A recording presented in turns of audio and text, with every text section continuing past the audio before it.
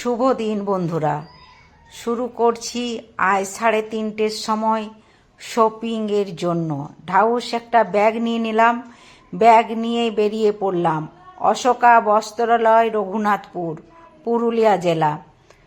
চলে এলাম ভিতরে। দেখো উকি মারছি, লোকগুলো শুয়ে আছে। এ বাবা, এরা বিক্রি বাটা করবে না ঘুমাবে কে জানে। দেখি ভিতরে ঢুকি, উঠে কিনা।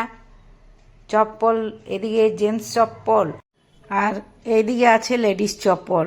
লেডিস চপ্পলের কাছেই চলে এলাম, 2-4টে দেখলাম একবার ঘুরে, তারপর মনে স্থির করলাম কোনটা নেবো।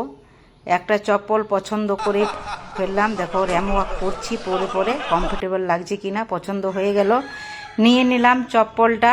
ছেলে বলছে একটু জাঁকজমক হয়ে গেল, কিন্তু বুড়ো বয়সে একটু জাঁকজমকই দরকার।